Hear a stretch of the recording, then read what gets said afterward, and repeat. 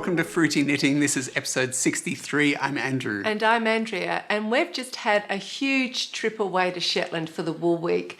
We've recorded lots of interviews and footage, which we're really excited to share with you over the next few episodes. There's way too much material just to put in one episode. So for this episode, we've chosen a lovely selection of material to give you a good impression of the Wool Week. And we hope for those of you who couldn't come to the Wool Week that you'll get a good feeling for the event, and for those of you who were there, that you can enjoy reminiscing with us, and maybe we've even captured something that you didn't see. Yep, we've got a feature interview with Hazel Tyndall. We're going to be visiting Shetland College, where we'll speak to one of the lecturers in the textiles department. We're also going to meet one of her graduate students and look at her design work, which is really cool. We've put together a little film which goes over the highlights of the Wool Week itself, and we're also going to feature a young Shetland designer in our new releases segment. So for those of you who aren't familiar with the Shetland Wool Week, it's a festival that goes for a little bit over 1 week. There are a ton of classes on fair isle and lace knitting and spinning and natural dyeing and felting and machine knitting and other specialty knitting related topics. Most of these events take place in the main town of Lerwick, but it really is advisable to hire a car so that you can get out to the other islands, because they also have really great tours and exhibitions and other kinds of gatherings and activities scattered around on the different islands. There is a makers market on one of the days. That's been Saturday, I think, for the last few Wool Weeks. But that's not really the focus of the event. I think the focus is really a Shetland cultural experience of learning and sharing. Yep. So we have got our little film with the Shetland Wool Week 2018 scenes and happenings as we took them down. But before we get into that, Andrea, what were your personal favourite bits? My personal favourite, my highlights. Without a doubt, the first thing is the landscape. It is so stunning, and I absolutely love seeing the wild ocean waves crash into these sharp, high cliffs, and all the nesting seabirds and the wildlife there. It's really quite extraordinary. That's absolutely beautiful. I love to look out into the horizon and see these little fishing boats, there in the haze, and then also faraway islands. You can see that from one place that we stayed. We saw Fair Isle, sort of a hazy distance. Mm-hmm. I mean, that it's magical and stunning. The second thing for me was wonderful to get to know the locals through interviewing them more. So that was a really good, special experience. And it struck me that I think probably because living on an island, it makes you very practical and capable, and just sort of the attitude of getting on with things, even if it's difficult. We did interview a few of the Shetlanders, and some of them you could tell that it wasn't natural for them to be interviewed, especially when they're thinking that a few thousand people are going to be watching them. So they were really quite out of their comfort zone. But I was really impressed with how, despite it being a difficult experience or challenging experience for them, they just kind of got on and did it. So they were used to doing things that are difficult for themselves. Yep. And that I found really impressive. I also think, their accents. Their accents are just like a soft musical version of the Scottish accent. So and the women all have these really soft, smooth voices. Yeah, they do have their own dialect, which we sort of pick up little bits of. We try to imitate. It's just the two of us together. Yeah. So that was a really great experience there. So yeah, definitely the landscape, definitely the people. Getting back to it, I mean, I can only say again, I was so impressed with just the way they get on and do things, and I think that's probably because they still have hard times in living memory, and that just helps them maybe have a more natural appreciation of good things in life. So if you do think that the world is going completely mad, I would highly recommend that you move to Shetland. In fact, that's what I really want to do. And I bought the Shetland Times. She's taking steps here. I'm taking active steps for this because I'm looking for a job for Andrew. And I found 2 possible jobs for him. On the highest, furthest, most northerly island, there's a job for a science teacher at school. Yeah. It's probably only got 5 students in the school. I could probably handle about 5 students. You could probably handle that. That's probably a good thing, yeah. There was another job opportunity for you, and that's a finance assistant for the Star Rent-A-Car. Yeah. You've done finance, so yeah, you might be able to apply for that one. Yeah. But I'm working on it, so watch this space. She's most definitely working on me. Yeah. Oh, and fish and chips. Fish and chips. So what about yours? I'd have to agree. I must say, one of the really things that's special about going to Shetland, and this is our second trip, is taking the ferry over, because it's like a real introduction. We're kicking off the event and the experience. Travelling on a ferry is really unusual. You travel overnight. It's really beautiful. We didn't get sick, which is great. Apart from that, I'd have to agree the coastlines in Shetland are absolutely stunning. We don't get any coastlines around here. We did meet somebody in Shetland who said, "Oh, I wouldn't like to be out of sight of the sea." And that's something you can kind of manage on Shetland because the sea is all around you and it's so beautiful. The weather, the wind and the rain and everything. I love being there where the weather is so present. The knitting is incredible. I was really struck on this visit by the lace knitting, some really beautiful work. And I always think very closely connected to that is the spinning, which is required to make this very fine lace. Again, really incredible work, these very talented, skilled women. And we went to an auction and we saw the prize-winning fleece, the Shetland black fleece, and you were actually drawn. Yeah, I mean, it is such a rich, amazing, luscious colour. If you think of the best dark chocolate you can possibly imagine, but it's yarn, it's wool, then it really does have such an attraction to make it into a yarn. Yeah, it's beautiful. Yeah. And then, yes, the fish and chips is definitely good. There is the Fort Cafe in Lerwick, and we also went to the North Atlantic Fisheries College canteen and had fish and chips there, and that was also great. Yeah.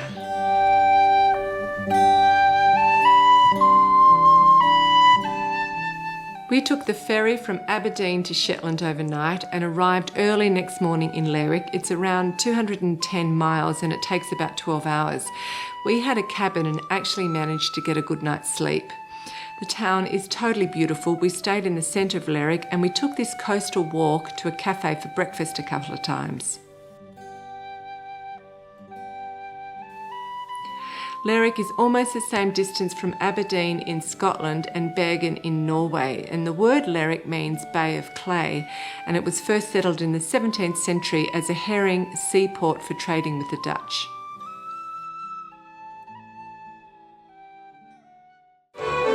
Now we're at the Shetland Wool Week opening ceremony, and the ceremony was opened with the fiddle band Hjalti who have played in the Edinburgh Tattoo and also in our hometown Melbourne in Australia. The fiddlers were wearing costumes designed by knitwear designer Neil Nell. There were a few short speeches and then everyone mingled with a glass of wine and some chocolate, and it was a lot of fun to check out everyone's hand knits. Each year the Shetland Wool Week patron designs a Fair hat which becomes the official Shetland Wool Week pattern, and Elizabeth Johnston was the patron for this year, and her hat is called the Miri Dancers Turi. It's based on a cap or hat that's on display in the Shetland Museum and Archives, and these hats were worn by fishermen when they rowed out to the deep sea in open boats. And at the end, everyone gathered for a group photo wearing their Miri Dancer Turis and of course all of their other hand knits.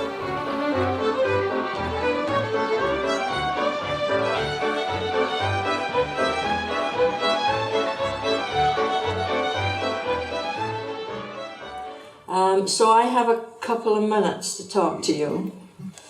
I decided I would talk about the weather. You've been here maybe a couple of days. Our weather gets interesting. And when I was driving, you're seeing all this different, you see there's a shower going past there, the sun's shining there, there's blue sky there, there's a bit of wind, it's kicking up the sea. And I thought, no, that's nice colours. That's something I could talk about. So if two Shetland people meet each other, say on the street or in Tesco's, in Cope, they'll say, it's a nice day. They won't say, hello, how are you?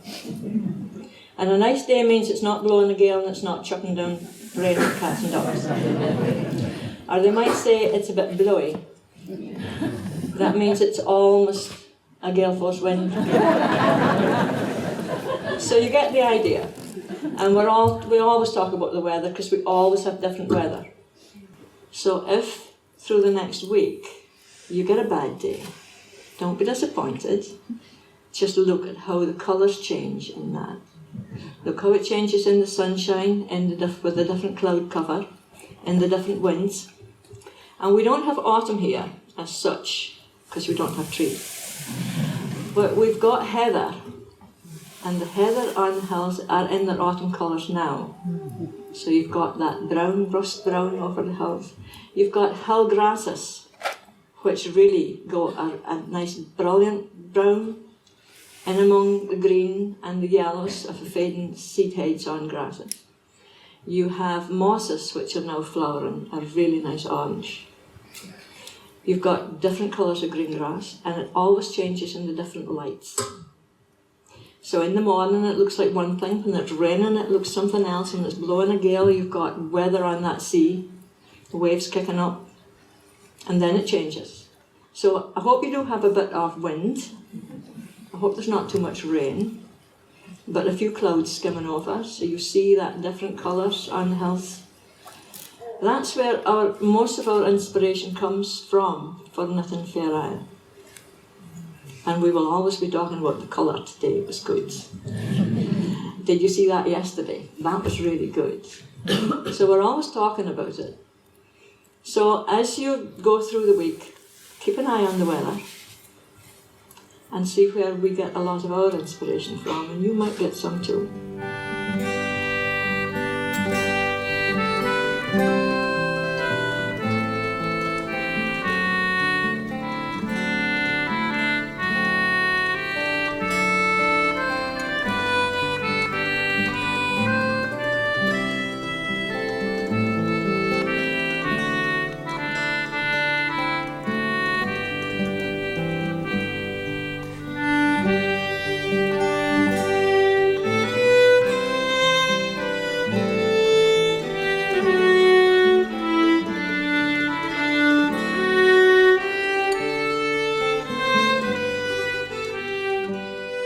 So as you've just seen, the Shetland Museum and Archives have an amazing collection of 19th and 20th century Shetland hand knitwear, and the museum is very central in Lerwick, and the hub, which is what you can see now, is where people could hang out and knit and chat in between classes.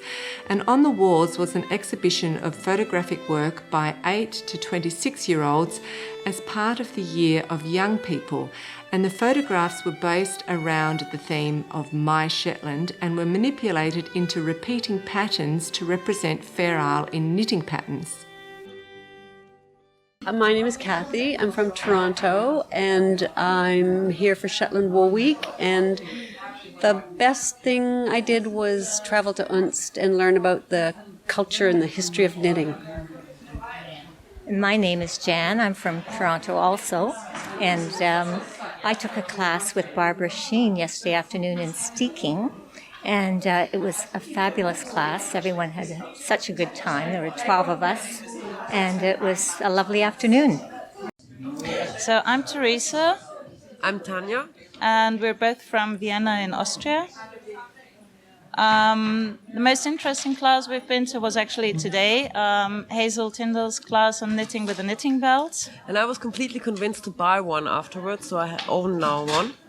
I was actually rather scared because we knit continental, and we thought we would need to knit English style, but actually knitting continental with a knitting belt works out perfectly fine. So we're glad, and it was great fun, and I bought a knitting belt as well.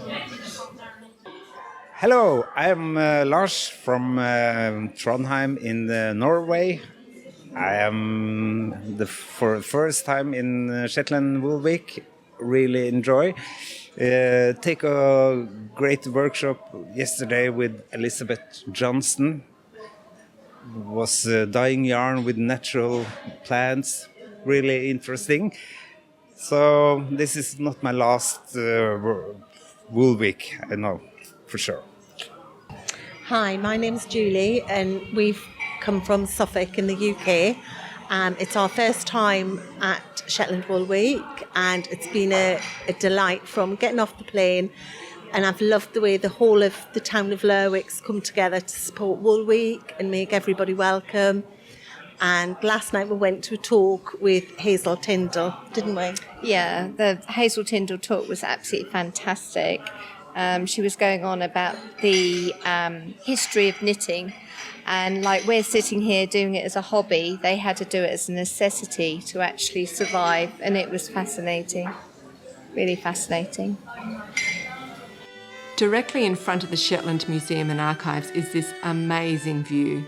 And another really interesting little museum to visit is the Grimster Bird, which is also in Lerwick. It's in a bird which is a typical 18th century Shetland fishing booth, which was used as family accommodation and storage for fish curing activities. And this building is where Arthur Anderson, the founder of the P&O shipping line, was born.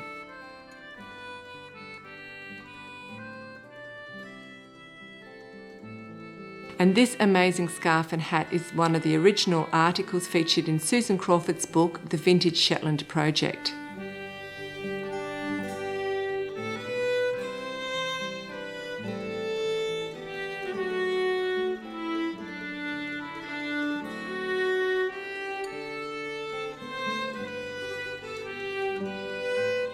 And I thought this was a great idea. If you don't want to wear fancy lace, you can decorate your furniture with it.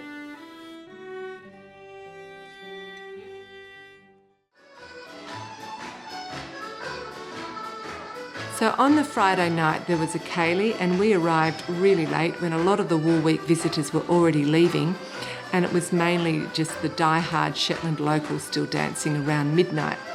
And Andrew and I had been filming interviews and editing all day, so it was really brilliant to be able to join in and get some exercise. But some of the dancers here that you can see are also very highly skilled knitters, and they might just be a few years older than us, but they're just as fit, and they just kept dancing one reel after another.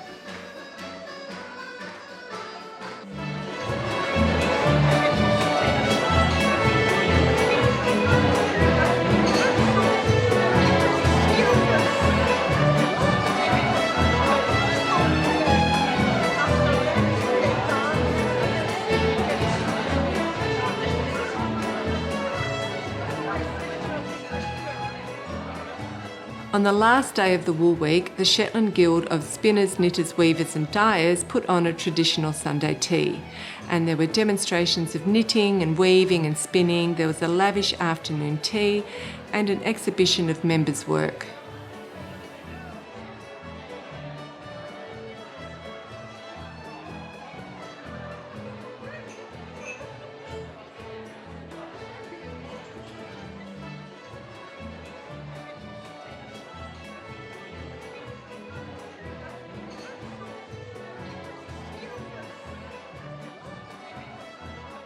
Hello, my name is Winnie.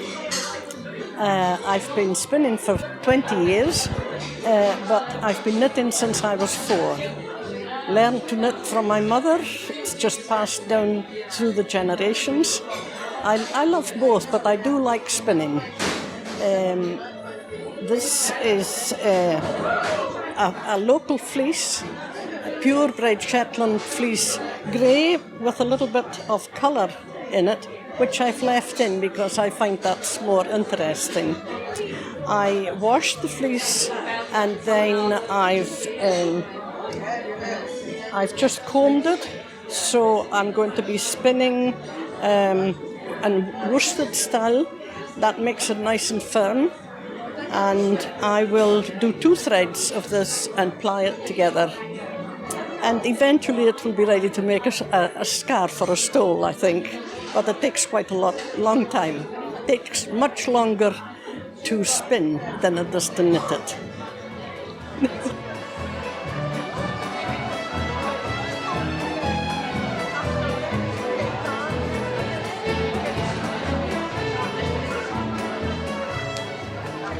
So we're back. I haven't got much knitting done over the Wool Week. We were pretty busy running around doing interviews and recording during the day, catching other footage. And in the evening I had to back up lots of footage to make it safe and get batteries recharged for the next day. So there hasn't been much progress, but I'm still working on my gloves. We'll get cracking. Yep. So I'm going to tell you very quickly a couple of the purchases that we made. I thought you'd be interested to have a look. You might remember last Shetland Wool Week, I bought a couple of pieces of tweed to make skirts out of. One of them was particularly unsuccessful. Well, I feel like I've learnt some new things since then. I've received a few new tips, so I'm back feeling confident. So therefore, I bought 2 more pieces of tweed. This one is particularly beautiful. This is going to be for Madeline.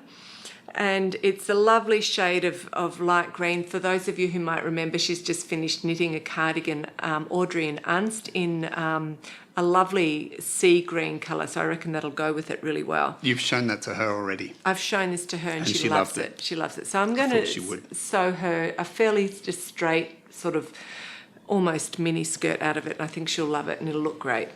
And it's sort of, so you can see this very strong blue stripe in it. There's also a green stripe about that colour, much finer in it. Yep. So they're just beautiful, beautiful fabrics to look at. So heathery and lots of different colours in them. And this one I've got for me. That one again, it's more muted, but it's blue and green and sort of orangey tan browns in it. This is a fine herringbone.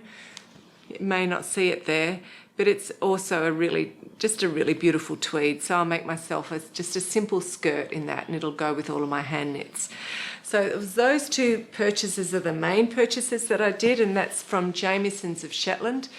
And then you might remember in last episode we featured in new releases. Jennifer Beale is a new designer from Newfoundland, and she's got a couple of designs out that are pretty impressive Fair Isle designs.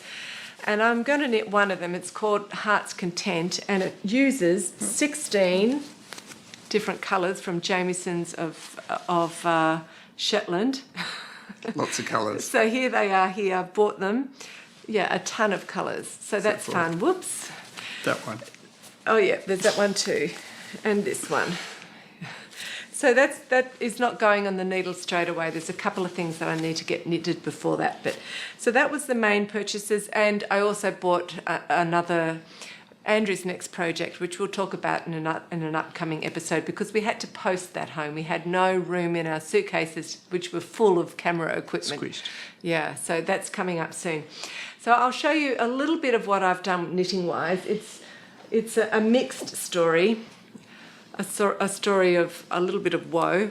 You've all seen this. This is the jumper. This is the knitted in the round. This is going to be for Andrew. So if you can hold that with 2 hands, thank you. So you've got the Fair Isle down the bottom, and then the rest of the garment up the top. It's going to be set in sleeves, sort of a crew neck jumper. It's just going to be in this dark blue. And then the sleeve, and I had very little time to knit. I was, working during the day and at night just sort of doing editing and backing up footage and things. So the knitting that I got done was just in between things, like in the car going from one place to another, or at the cafe waiting for the food to come. And so it was a bit haphazard. Anyway, you can see on the sleeves that the sleeves are going to match up with the gradient. We've got sort of an aqua-y colour here, then more of a lighter blue, then getting into a darker blue. And that's going to be mirrored on the sleeves. We're about up to here, and so there's a bit more of the patterning, and then the rest at the top of the sleeves are going to be like the top of the body here in this dark blue. So good so far. So good so far. I'm doing the sleeve on Magic Loop, and this is the other sleeve, so I can show you. I've got my needles in it, and you can see like this. Now, because I was knitting it haphazardly whenever I could, something happened. I think my needles came out or fell out or whatever, and I put them back in a hurry, and I didn't have my decreases in the same spot. They were moved around 2 stitches. And then I think I was knitting partly in the dark or whatever. So I didn't realise from about this section to this section, because my stitches, I was doing the decreases like 2 stitches too far in one direction, that my V's didn't line up. Increases. Well, it's a long story. It's to do with increases and how I was doing the patterning. The patterning's extremely easy. That was probably the point. I wasn't thinking. Yeah. But it was all sort of shifted 2 stitches. So between here and here, it's not nicely matching up. So I thought, oh look, I'm not going to undo it because I've got almost no knitting done as it is, let alone undo it. And so then I thought, okay, I'll just duplicate stitch over the top to make them sort of line up and look neat and even. Well, and Andrew, dolls, I have to say, I couldn't decide if this was a dog's breakfast or a pig's ear. Andrew was just not having it. He said, that's not good enough for me. I won't stitch. wear it. Duplicate stitch. But I was pretty sure that I could do something. And then the story all changed because I have to just let you know about this little incident, which is very funny. Yeah. We were interviewing 2 absolutely expert Shetland knitters who you're going to meet in a couple of episodes time, and we bumped into them a few times, and every time I just happened to be wearing the same garment, which was my newly completed Nora Gone cabled sweater in the dark green Mayak. And I think they thought I was just a one jumper wonder. That's all I could knit because that's all they ever saw me in. So finally, you're a young upstart. Yeah. So finally, we met them at the Ceilidh at the night, and I happened to be wearing my Alice Starmore Henry VIII, which is a pretty impressive design, and Andrew was wearing the Jade Starmore Firebirds. So I very proudly went over to them and said, look, I can knit. Have a look at these 2 jumpers. And they were duly impressed, but they immediately turned them inside out to have a look at the finishing. Check there was no duplicate stitch on it. Yeah. I got the thumbs up. They did tell me, well done, it was very good. And they even said they'd give me a first prize, which was nice.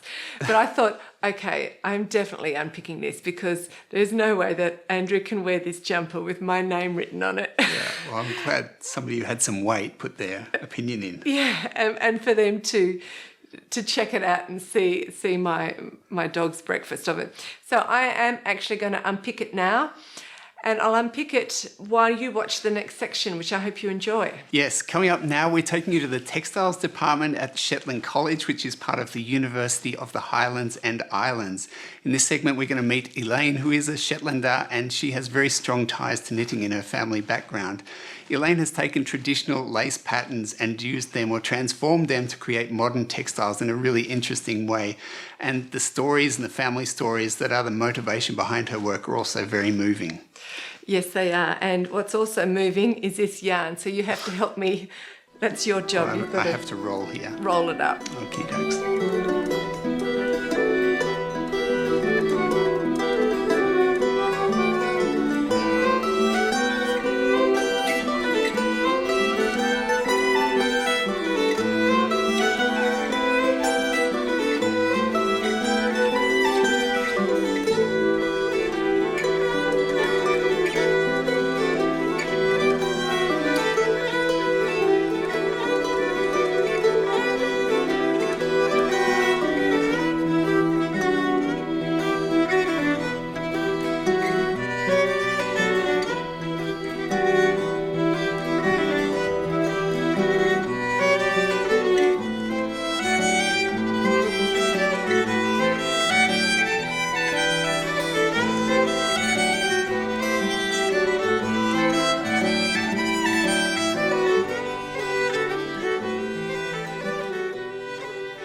Welcome to Fruity Knitting. I'm at the Shetland College, and with me is Faye Hackers, who is a lecturer and program leader or course coordinator of the Contemporary Textiles program here. And Faye is going to show us a couple of the machines that the students get trained on, so that's knitting machines and weaving machines.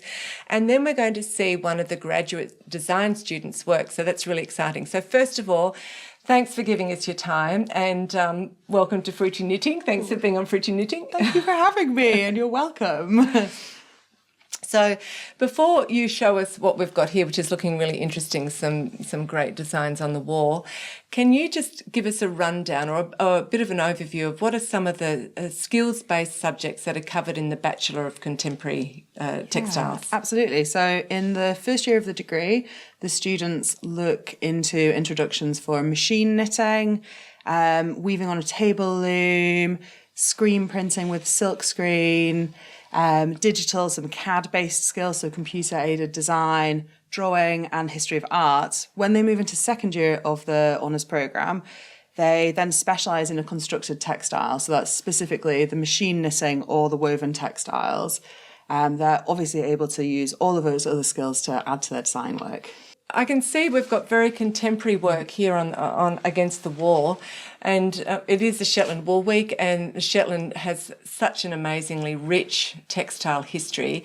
So as a lecturer, how are you encouraging and guiding your students to build on this tradition, very rich tradition, but to still make modern Shetland textiles? Yeah, so the students that we have are encouraged to look at new sources of points of interest. You can see the work behind has been based heavily on our student Marcia Galvin going for walks. She looks at the ground, she looks at industrial influences. So line markings on roads, corrugated metal on buildings, cracked concrete, the covers of road manholes, all of those things.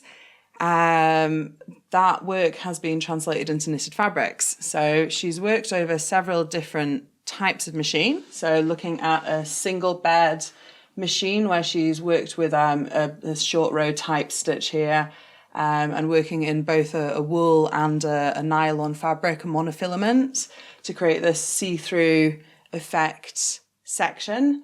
She's worked on V-bed machines like this one in front of me to create ribbed patterns. This is very highly felted fabric. She's also looked at some stitch definition on the front using a front bed only stitch. And then she's moved on to our electronic machines in our textile facilitation unit to create these patterns, where she's used photography of her subject material to create these beautiful, very kind of textured looking close-up imagery, which have been inspired by road markings. They're really amazing. It's a fantastic work. And your main area is the knitting machine, isn't it? Yes. And you were telling me before that there's quite a story with the knitting machine, because it hasn't always had a positive interpretation. So yeah, absolutely. Yeah. In the past in Shetland, these large V-bed machines have been in everybody's homes. So in kitchens and living rooms, very much part of everyday life. People were paid very little money to quickly knit garment jumpers and ribs, whether that was the mother, the father, the grandmother, the grandfather. It was very much part of a lot of people's lives. There's quite a negative association in some places with that. For me, I don't have that. I'm not from Shetland. I have a very positive association with this knitting machine and the sound that it makes. When I was studying, my lecturer described it to me as it sounded like the sea. So I've always had a very calming effect from this. Let's have a listen to it. Absolutely. So that sound grinding on in the background for people here is something quite different to what it is for me. Yeah, it can be relaxing, but I could imagine it symbolised hard work and little pay. Yeah, very hard work, very hard work. So Faye's just going to take us over to the looms and show us a couple of the pieces that have been worked there. So to tell you a little bit about the weaving side of things, the loom you can see in front of me is a table loom. We use these in first year when the students are doing their introduction to weaving. Behind me you can see an array of different floor standing looms. These are used when students specialise in second year and onwards through third and fourth year. I just wanted to tell you a little bit about this gorgeous piece of weaving next to me. So this was by one of our international students from Poland, Alicia Chyberska. She has created a woven shawl, which is a double-sided fabric, utilising Jameson and Smith's yarns. There's a chunky yarn and there's also a 2-ply heritage yarn in here, which is interesting because the project that she was looking at, her source theme, was 2017's year of history, heritage and archaeology. As you can see, she's created a beautifully contemporary garment looking at those sources. Some of the grey pieces you can see in here were inspired by Shetland archaeology features such as brocks, so all very local. But to get you back onto the theme of knitting, that's my department. I've got one of my graduates, Elaine, in today. So Elaine graduated in 2017 with a bachelor's degree in contemporary textiles. She is a Shetland student from Walser, so quite different from the work we've seen here. I'm Elaine Nicholson. I was born and brought up on the island of Walser, on the east side of Shetland. I'm very fortunate because I choose to knit. However, my forebearers didn't have the choice. They had to knit to put food on the table. So my grandmother, she would knit a border jumper each week to take to the shop to barter for the food on the table. And they knitted every day, although sometimes before the 70s they didn't knit on a Sunday. My mum knitted really to supplement the income. She knitted Fair Isle, she knitted lace, she knitted cable, she knitted, I think it's called shellac. I've never done that kind of knitting. She knitted on a V-bed knitting machine. At one point in time, they knitted for the local knitwear firm. I mean, I enjoy me knitting and me textiles, but it's no maybe me life. But for Mum, knitting and textiles very much was her life. She knitted all her life. So I think she'll be really pleased to see some more work moved forward in a contemporary manner, because she was quite contemporary thinking with knitwear. She wasn't afraid to try something different. There was just something in me that wanted to do something with art or textiles, and I was very familiar with yarn because I'd done a bit of knitting when I was younger, and so I wondered if maybe I could manage to do the contemporary textiles course, and I was quite amazed when it just kept moving on, and I eventually completed a BA, and I still hope maybe to return and do an honours year. I've not given up on that idea yet. Okay, so my kimono design, I started off with fabric. I knitted a bit of lace, took it into designing it, and then I changed the scale, I blew it up, and I found a pattern for a kimono doing a Google search. So basically it's 7 straight panels, and they're joined together using a flat sewing seam, just with a zigzag stitch, and then the kimono is put through the washing machine so that it lightly felts, and this adds strength to the seam. And it also changes the texture of the fabric. It felts the wool, obviously, and then the wool felting moves the mercerized cotton so that it gives it a texture. And then I also wanted the reverse side of the fabric to be a fabric of its own, in its own right, so that the kimono could be reversible. So it's got a ladder back stitch added to the back to create a fabric, and the felting process helps secure the stitches as well.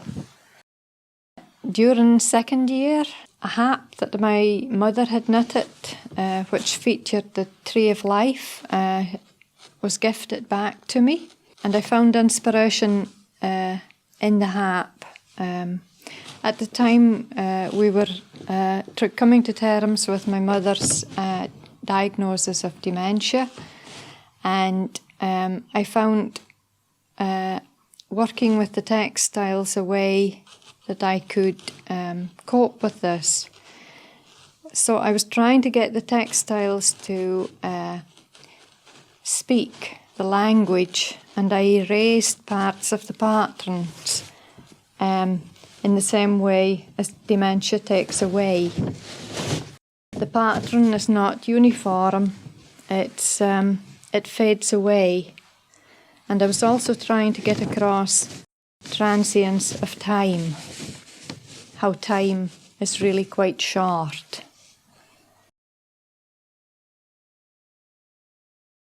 So I developed on a range of scarves, and it's knitted on the 12 gauge machine in a reversible jacquard stitch.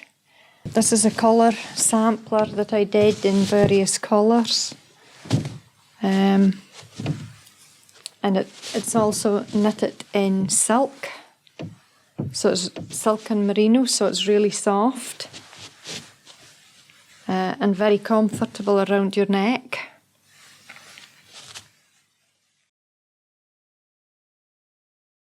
I think it's a love for me heritage and how fortunate we were, because really being brought up on the island of Walsa was really quite idyllic. Not only was it idyllic, everyone on Walsa could knit, and they're all beautiful knitters. So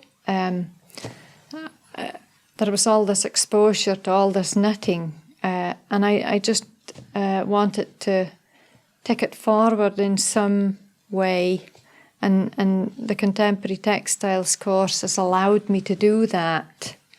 And I've actually done more than I ever, in my wildest dreams, thought I would ever manage.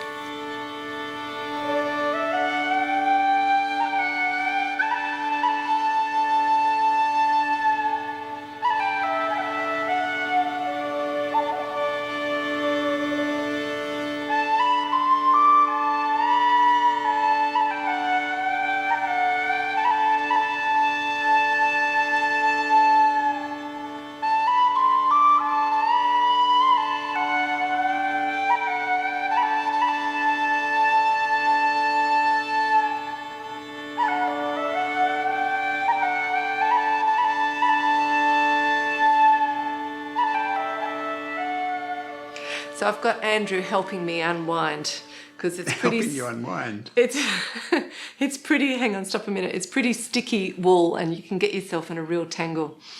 So we didn't have time to take any classes this time, but the classes were very successful and popular. They do bring in teachers from the UK, from Europe, Scandinavia, and the States. But a lot of the classes are actually done by the expert local knitters, which is really lovely. And this year they involved some of the younger generation to do the teaching. And one of those teachers you're about to meet now in the upcoming new releases segment, and that's Terry Malcolmson. So Terry is a born and bred Shetlander. She's grown up totally surrounded. We better stop now. There it is. Stop, don't unravel anymore. She's born and bred Shetlander. She's been surrounded with knitting all her life. Her grandmother Wilma is the founder of Shetland Designer, which is one of the early knitwear businesses in Shetland. And we interviewed Wilma and Terry together back in episode 44. So Terry has recently opened up her own design business. She's doing a lot of Fair Isle creations, and she's she's an expert machine knitter as far as I can see, and a very accomplished hand knitter. So that's very interesting, and she's coming up now. Enjoy it.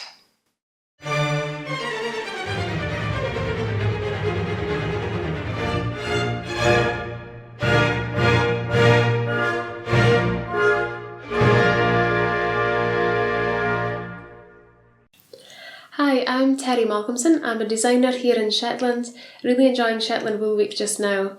I've just been teaching some classes on design as well as the crown shaping in the top of a Fair Isle hat. Today I am going to show you some of my Tina's collection. I've got the mitts here as well as the hat.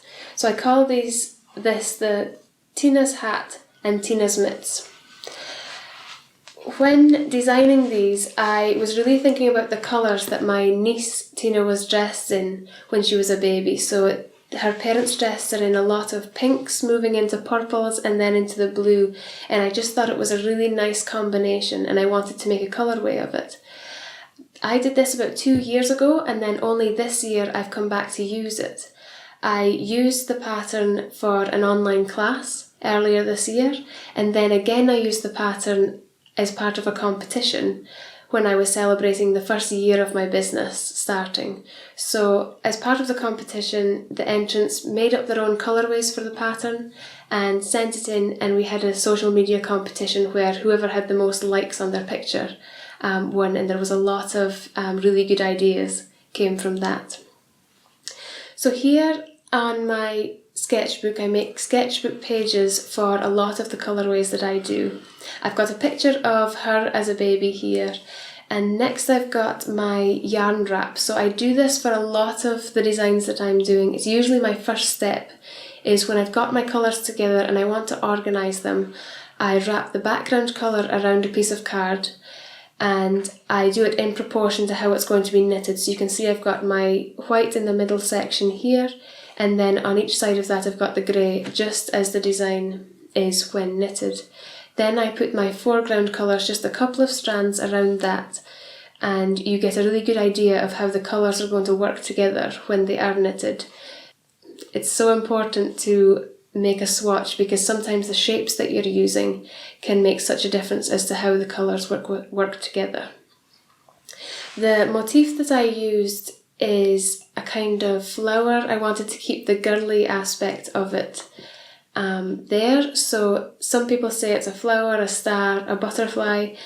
I really like that it's all quite girly along with the pinks and the blues, and that's really what I was going for. The motif was inspired by a traditional yoke pattern we have here in Shetland, and I altered it to make the colours work as I wanted and to make it fit on a glove as well. Next here I've got the colours side by side, and it's really good to see the colours on their own as well as in the yarn wrap, because you can see how they might have worked in other combinations as well.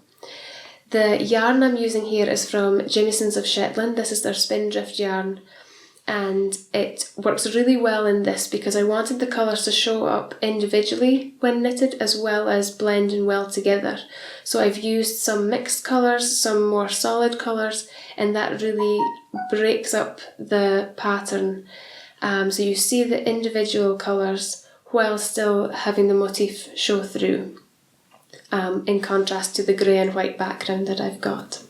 These gloves, they're constructed very simply. We just start at the bottom with the 1-in-1 rib, knitting straight up, and when we get to the thumb, then I put in a piece of waste yarn and knit the rest and come back to the thumb and just do that few rows of rib on top there.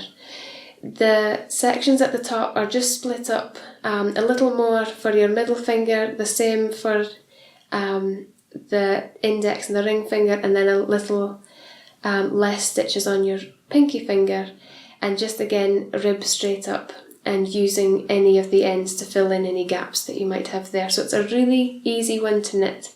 For the hat, we use the corrugated ribbing down at the bottom, and I've knitted this straight up, and then all the decreases are in the crown, and it's a very simple crown to do as all the decreases are just above one another, so it's easy to keep track of this one.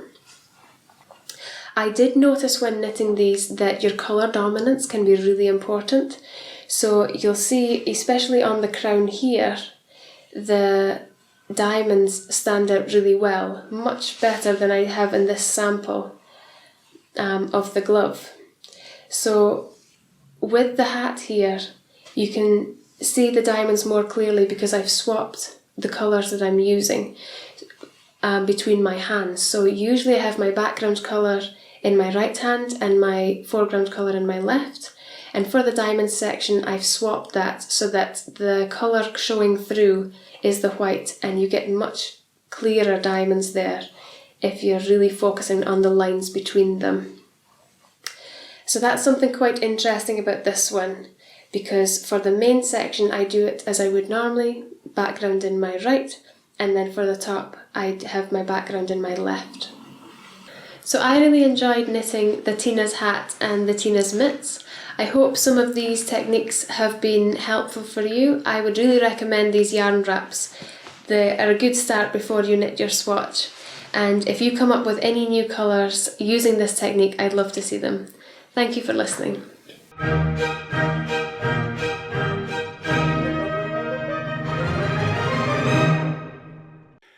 Thank you, Terry, for your contribution. I'm a really big fan of the yarn wrap technique. You haven't tried it. No, I haven't.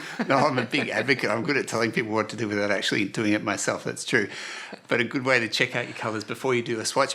But as Terry says, you have to do a swatch. It's really important. And I also noticed the emphasis on the yarn domination. Is that what it's called?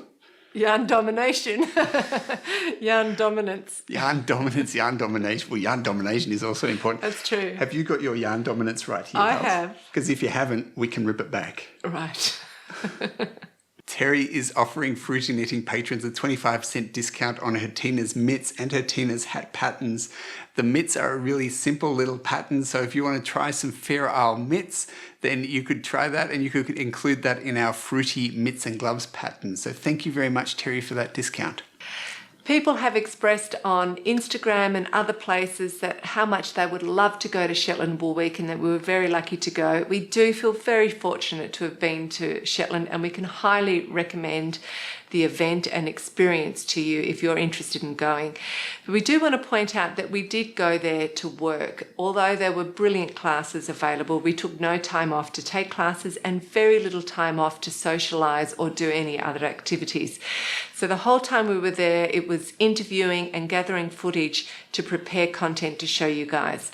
And while that is a tremendous privilege, because you do get to meet some expert locals and that's a very interesting experience, it's tremendously hard work, and we do have flights and accommodations on top of that. So we're just calling out to more of our regular viewers to become patrons. You can do so for a small amount every month.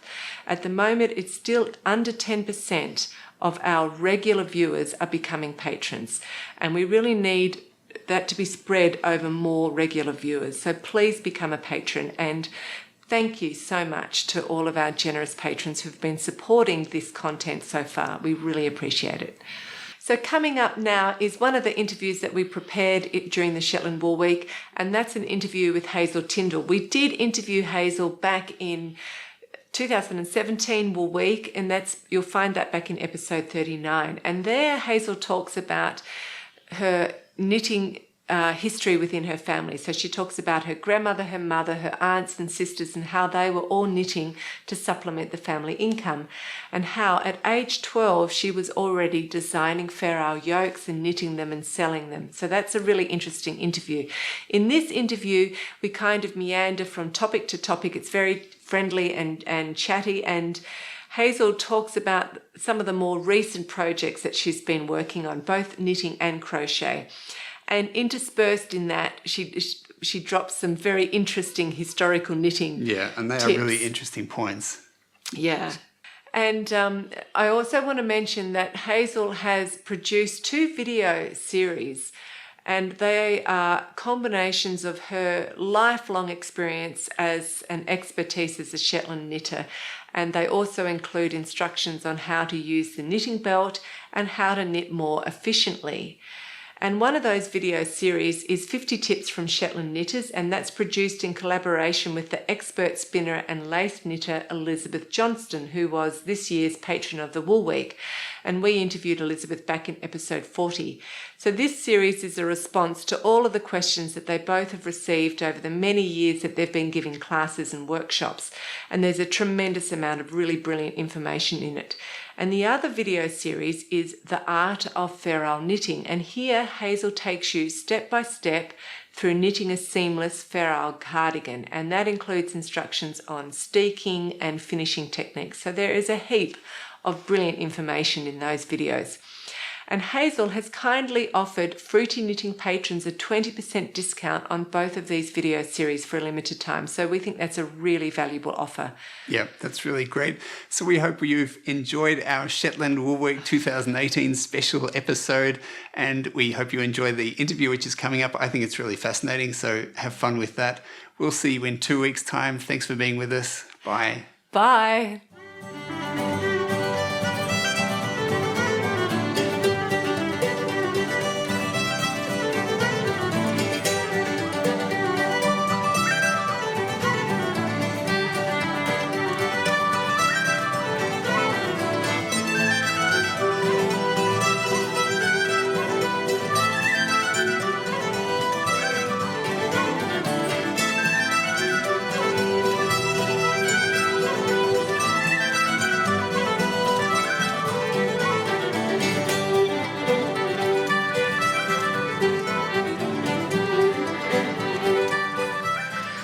Welcome to Fruity Knitting. We're in Shetland for the Shetland Wool Week 2018. We took the ferry from Aberdeen to Lerwick last night and we arrived safely early this morning after a stormy night. I'm delighted to see you looking so well. Yeah, we actually slept, which was quite amazing. We weren't expecting to. But we're very excited to be doing a series of interviews here and particularly excited to be catching up with Hazel Tyndall, who is a well-known Shetland knitter, designer and teacher. And like a lot of Shetland knitters, Hazel learnt to knit before she could read and write. In fact, I think it was so early that you don't even remember learning to knit. No, I don't. Yeah. So we were actually sitting together and chatting this time last year for the 2017 Wool Week. So it's been really great to catch up with you again in person. So thanks for being on Fruity Knitting again. Thank you for asking me. It's lovely to be speaking to you again. Good. So I thought we might just start off with you telling us a couple of the things that you've been up to knitting-wise over the last 12 months. Knitting-wise, I've been to Loch Ness Knit Fest last October. I was in Edinburgh Yarn Festival, which is always great. I just go there to speak, mostly. Yeah. And then I've been on a cruise with Craft Cruises. We went from Copenhagen to New York via Norway, Iceland, Greenland, Canada. And you were teaching? Yeah. Okay. It was a good trip. Yeah, great.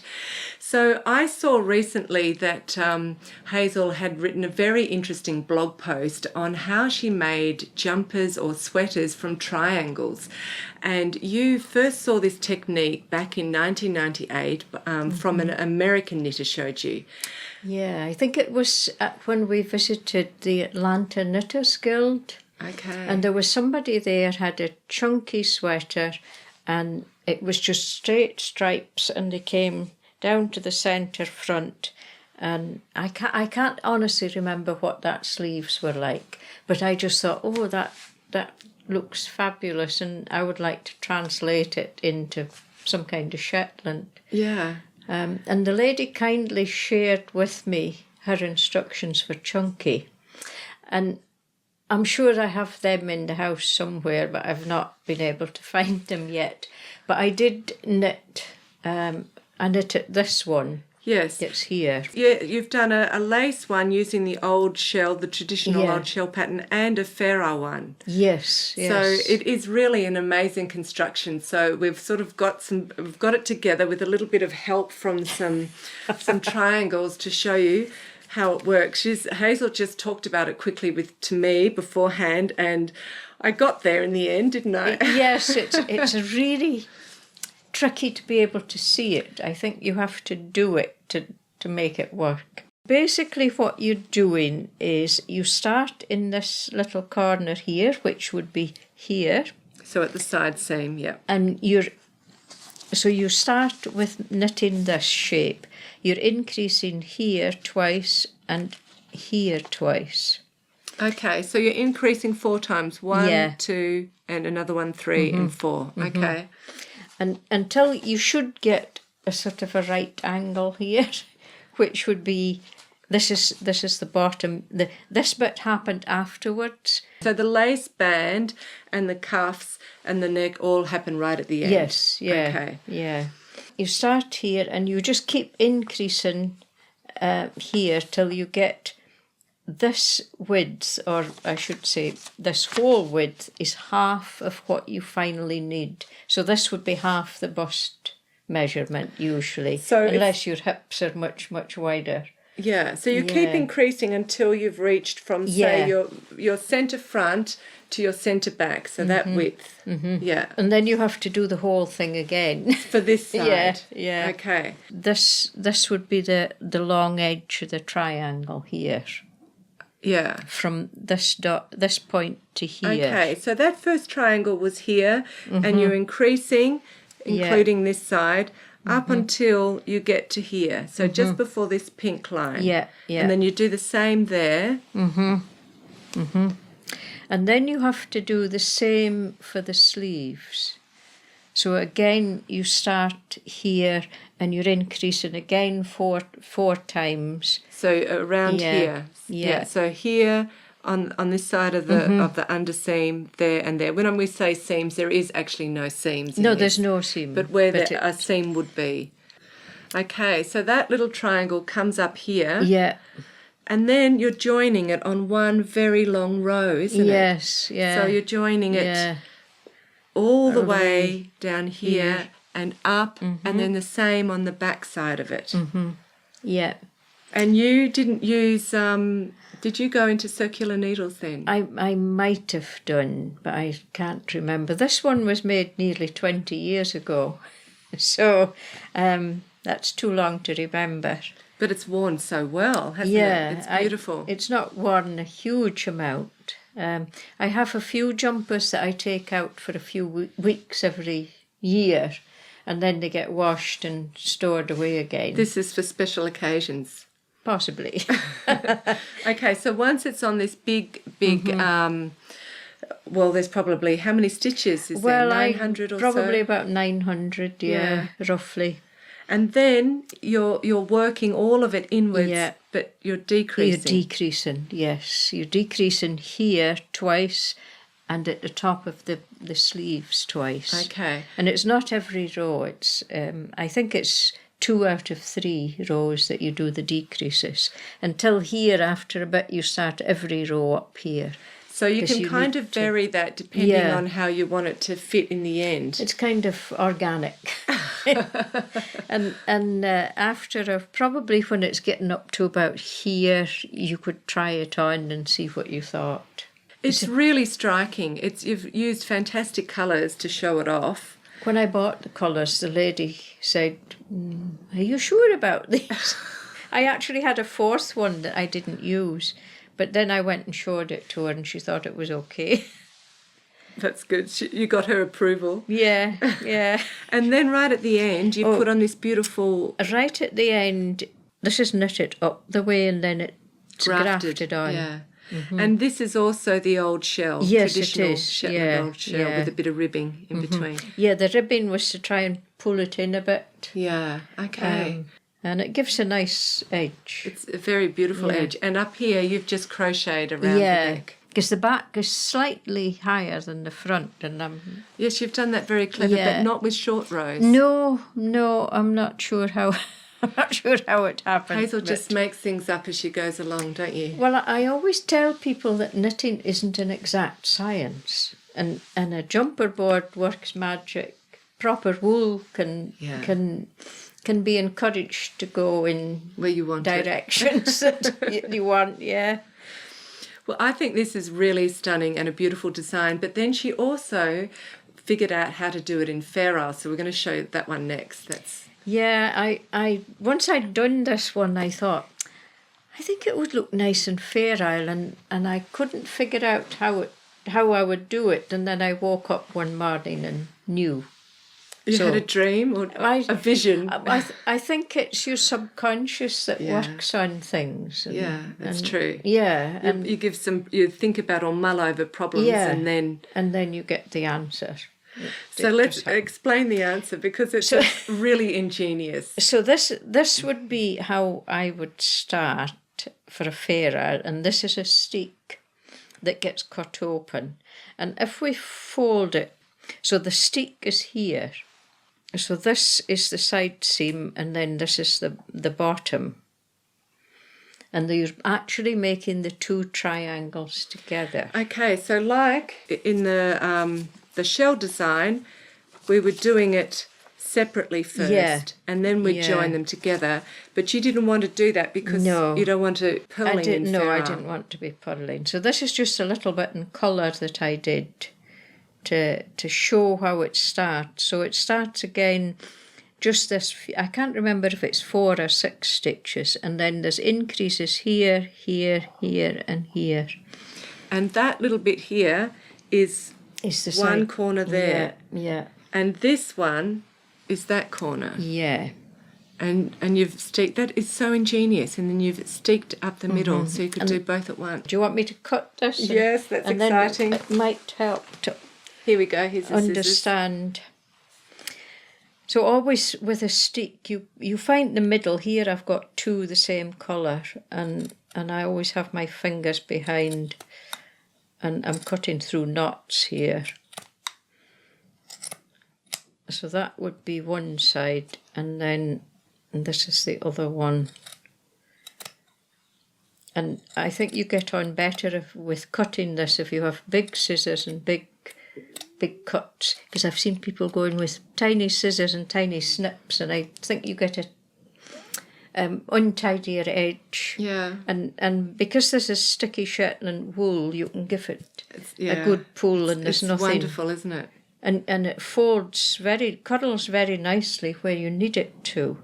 So this would be, if I give it a pull, then that'll help it to curl. You'll see. So that would be the beginning there, and this one. And when you have the joins in the middle, these just mostly fall off, and you trim what doesn't fall off. So this is a smaller version of this here. This is how this one would start. So that would be that side. Yeah. So you keep going until again you get this length here. Yeah. That's great. And then when you've finished your triangle, it's just a case of all these stitches. But there you can see you can lovely see line all the way through here. Yeah. And I like how you've done this in the dark colour, and the ferrule is just starting when it's all in one. Yeah. Yeah. And again, it's decreases at the centre front. It looks like a seam, but it's because of the decreases that they're pulling away. So there's no seams, no grafting, but you do have to pick up stitches along the edge of the steek. You can see this is the steek here. Yeah. And because it pulls up a little bit in the middle, I did do some short rows here before I did the rib. And in here, I did a steek again for the neck. Well, actually, I don't think it is a steek. I think I did it my mother's old way, which was keep on knitting and then tying the when knots. You realised when you realised it was going to be too high, you just use a needle to pick up the shape that you want and then cut off the excess. So you just thread your needle through stitches in the shape that you want, like you're picking up stitches, and then cut it off. Because if you look, you can see here there aren't any straight lines like I would have in a steek. That's how my mother very often did a neck. She couldn't be bothered, or maybe she forgot, and she would just use a needle to get the shape, and then you don't get the bulk of the two together. That is such a good idea. I'll have to try that. Yeah, and that's then a little you just, Shetland trick, isn't it? You just cut the shape. Because then you could do it more like a wider angle if you want, or however you want. But you've wasted a lot of time in yarn knitting. Yeah, you've got a massive steek. Yeah, it is, yes. But it gives you options afterwards. It does, doesn't it? If you've made mistakes, to repair things. Hazel, I did remember us when we were sitting here last year, you were telling us how much that actually you prefer to knit ferrule. That's your favourite to knit. Yeah. Because you love the rhythm of working with two hands together and you love the play of the motif colours against the background colours. But I have seen that a lot of your more recent projects are lace. So I'm just wondering if anything's changing for you.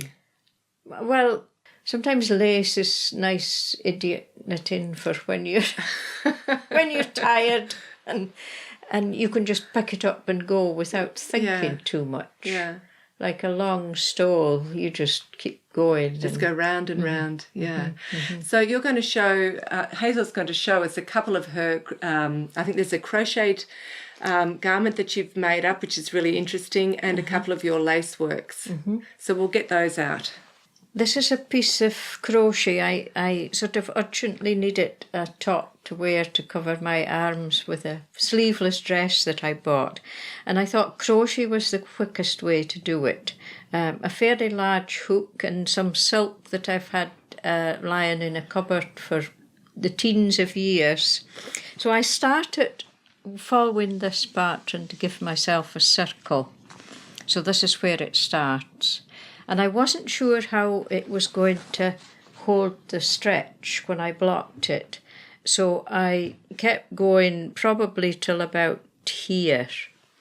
when I got too tired and I thought I would have to go to bed. But before I went to bed, I pinned it out, wet it and pinned it out so that I could see if it was going to be a success. And it did work. It blocked out very nicely. And then I needed to figure out how I was going to turn it into something with sleeves. So I marked the circle into quarters. I added a few bits down here to get a bit of length for the back. And then the sleeves, it was very experimental. It was done flat. This was joined afterwards. And I just went back and forth. I was having to write down every row as I did it so that I could match them. Ah, of course, on the other side. And if I ripped back, I had to remember to delete that that row. To get it blocked, I kept these seams open and then pinned it. I folded it so that I would get identical sides, so it was folded along here. Okay. And then pinned flat, so I could pin it to the shape that I wanted. The last thing I did was just to join the seam at the side. Yeah, well, it's beautiful. Yeah.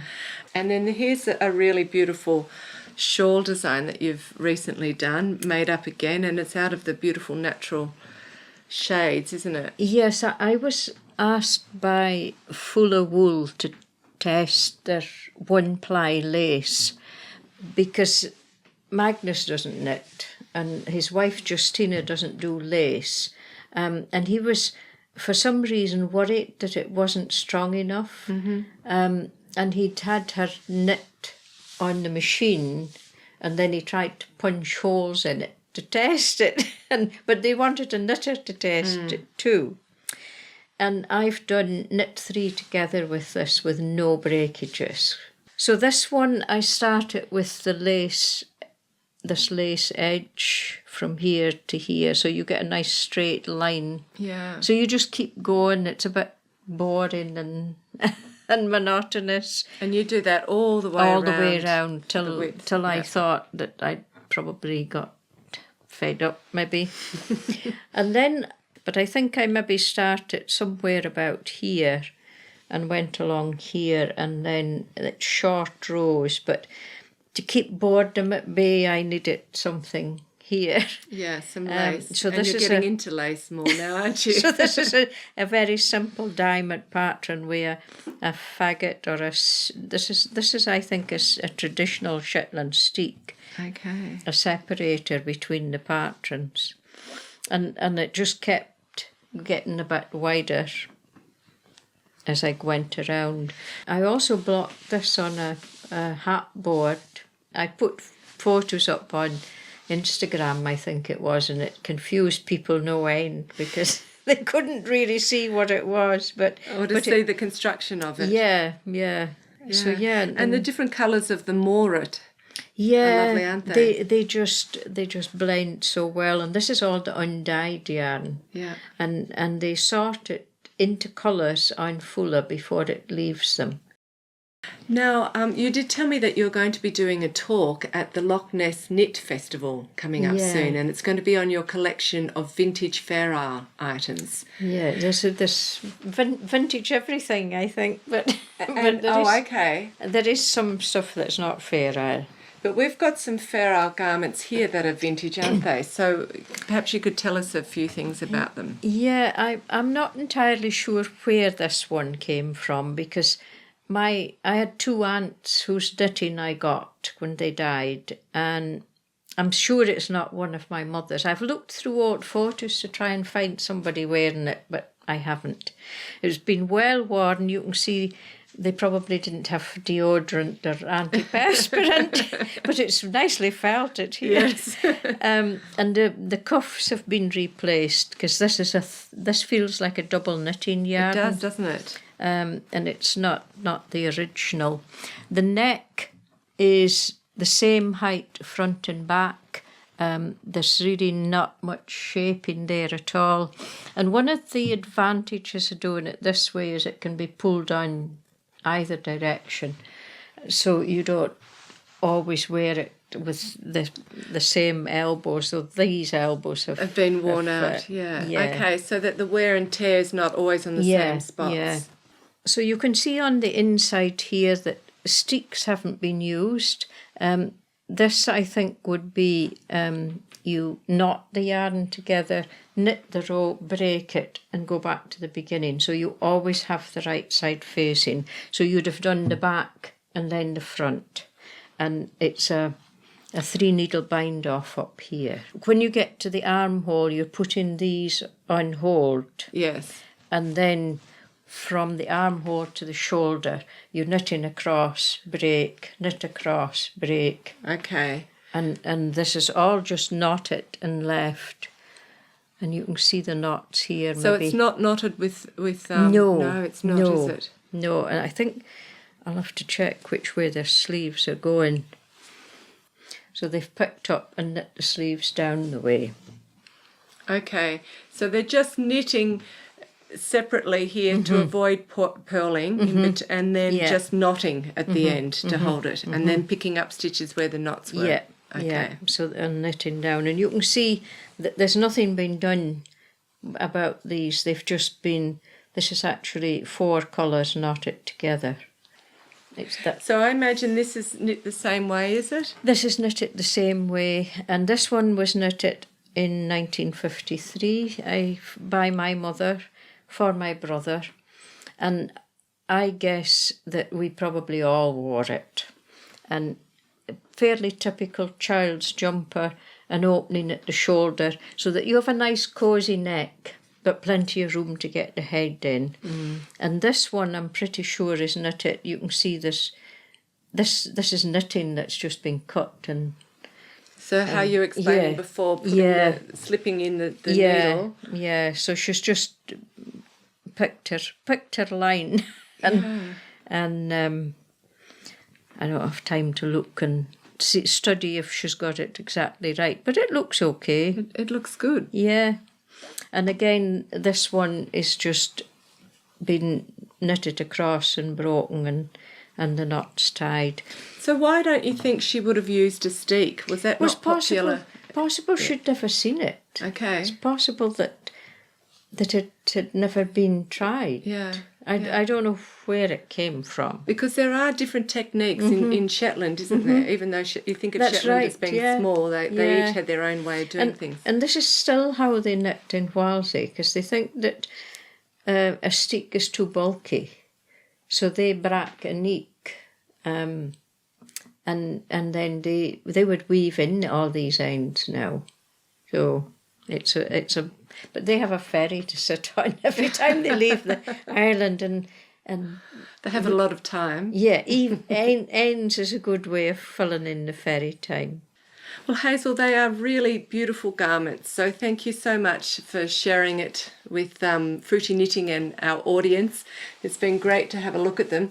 Just before we finish, you've been working on something else, haven't you? So do you want to just tell us a little bit about it? Because I think it looks like this triangle arrangement. It is, and it's going to be a cardigan this time. So this is the centre front here. So you can maybe see it's going up here to the sleeve top, down to the centre back, sleeve top, and back to the centre front. And do you find it easier to do it as a cardigan? Yeah, because there's no puddle. And you've done garter stitch to avoid purl. But you know, I like the garter stitch with the natural shading and at this fine gauge as well. It looks good. Yeah. And so you'll bring in the. I think I'll go back to white. Okay. To finish it. Yeah. And you've done a gusset or something here. Yes. Yeah. It makes it easier to join, and I think it's better to wear with a gusset. Well, thank you so much for showing us this. It's great. You're always picking up little tiny tips here, and as you're creating a garment, you're always, like you said, working on it organically and making things up and inventing new ways of doing things. And you're teaching at the Wool Week, a couple of classes. Yes, I'm doing a couple of classes, and I'm doing a talk as well on my mum's diaries. Ah, that'll be great. Well, we're at the beginning of the Wool Week now, so it's busy for both of us, isn't it? Yeah. So good luck with all of your classes. I'm sure it's going to be great, and your students are going to learn a lot. So thanks for spending time with us today. You're very welcome. Okay, we'll say goodbye. Bye-bye. Bye.